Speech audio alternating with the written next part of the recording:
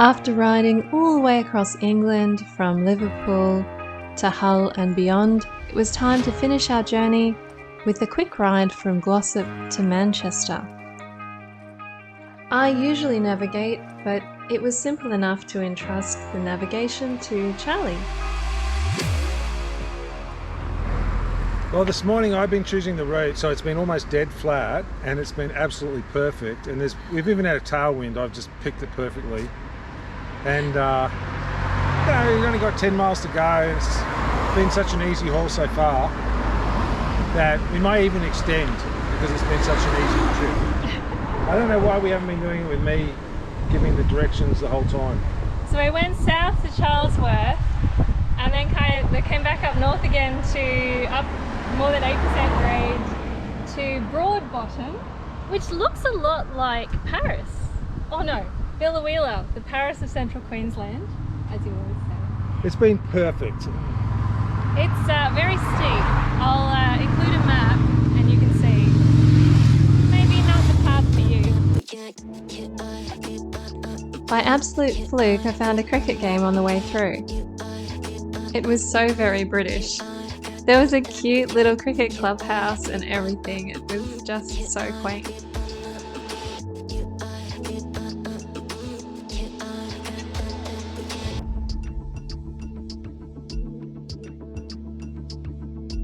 Meanwhile, Charlie's navigation helped us have some interesting interactions with the locals.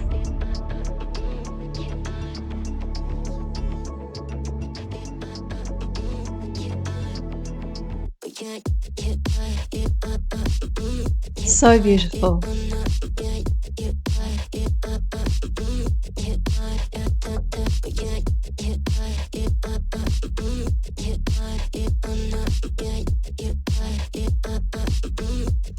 Thankfully, our hotel was an oasis of calm inside a very busy city. Riding up the driveway was quite a relief.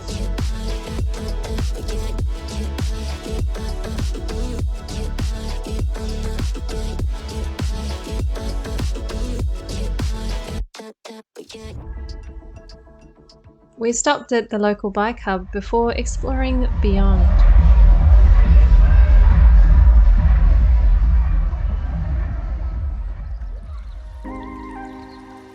The University of Manchester is the largest in the UK.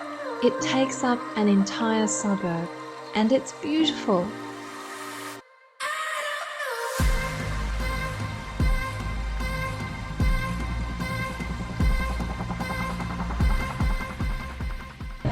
Just having a bit of a look around Manchester. It's a little bit different. It's cool.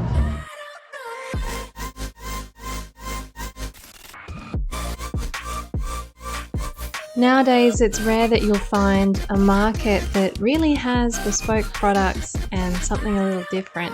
Manchester really does offer that. There's groovy music and a fun vibe too.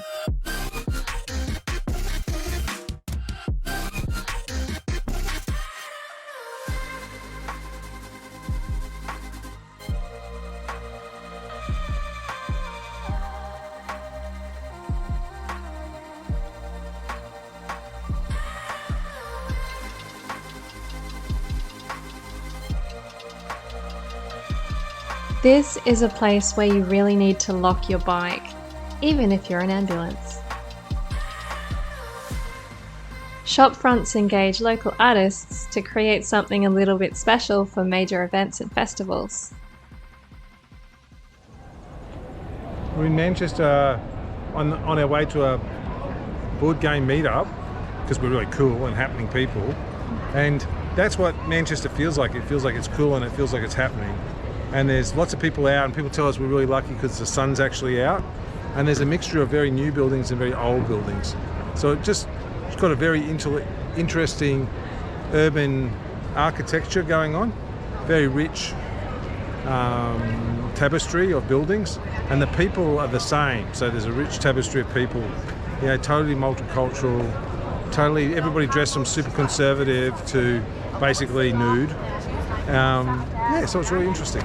So far, I would describe Manchester as funky, friendly, a bit weird, but in a kind of fun way. And lots of, as Erica would say, Habibi fresh, like really cool hijab fashion and all sorts of different fashions.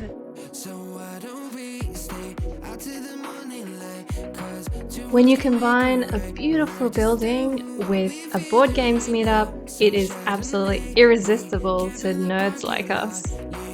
The meetup was held in a little back room hidden away, and there are about 20 people. Hi, Charlie. Hi. Big achievement finding your way out of the building.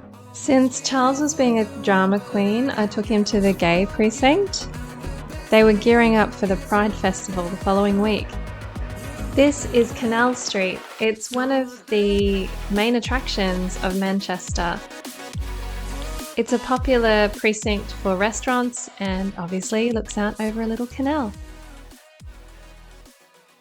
Another thing that Manchester has in spades is old school arcade games.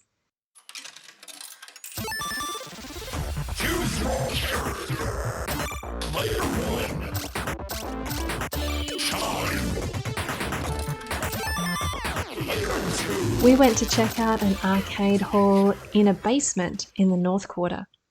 Alas, our adventure in the UK is coming to a close. But what's coming next? As we prepared to move on to another country, we needed to pack the bikes for the airport. Okay, Charlie packed the bikes. I just watched. Huge thanks to the Trek bike team in Manchester Piccadilly for giving us their bike boxes.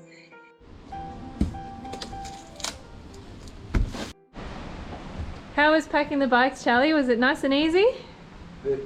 You had to really take them apart to get them in there. Like, so they're in bits. And it was a lot of work.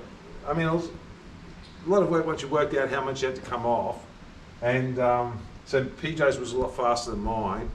But yes, it's a major activity. It's not like a road bike. Our adventure in England is coming to a close. Tomorrow we're flying out back to Croatia to see my daughter Megan. Halas.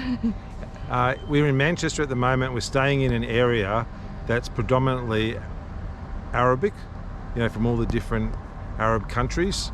It's really lovely, and it's making me remember with very fond memories Bahrain, where I lived for 3 years or over 3 years.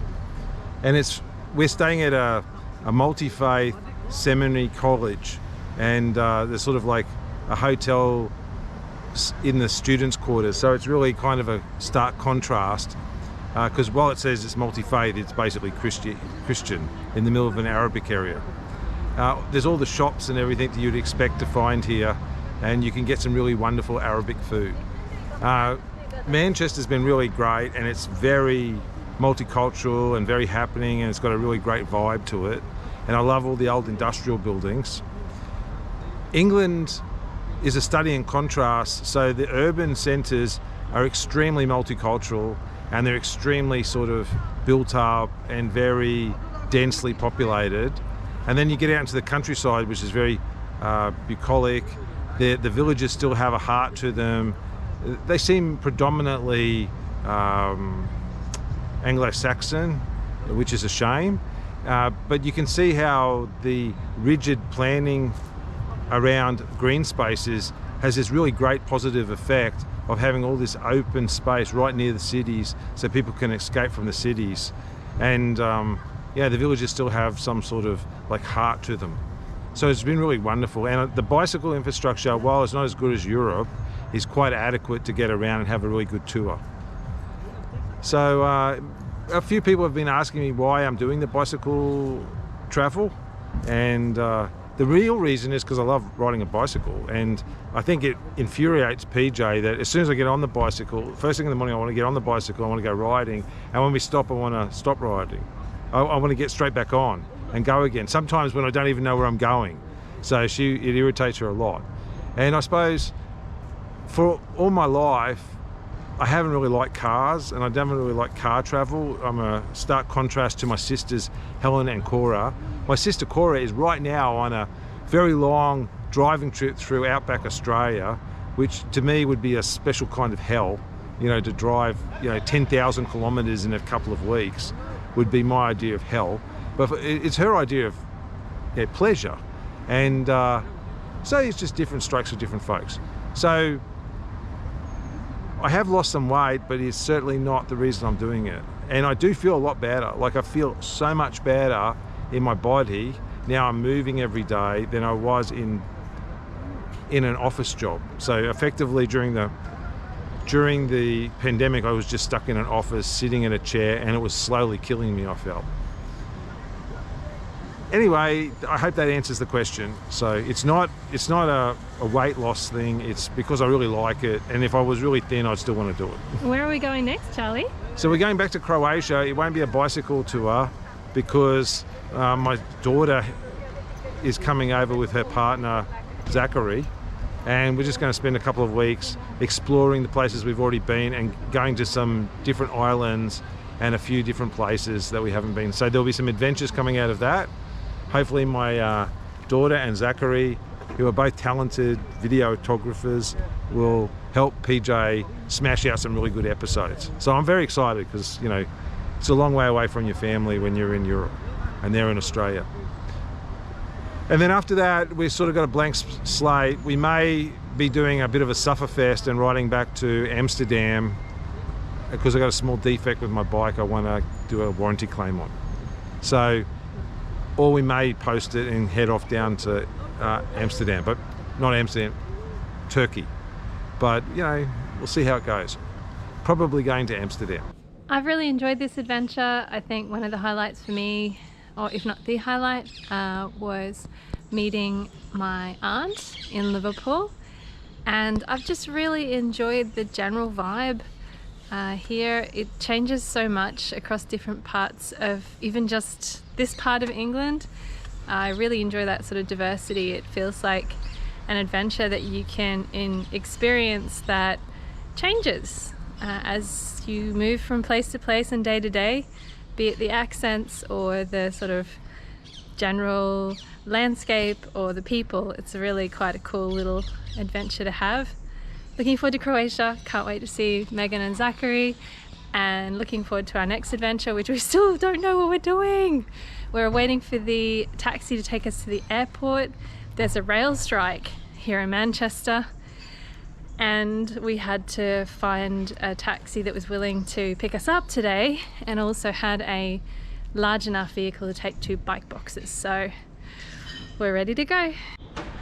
Mum, Charlie's wearing a different shirt.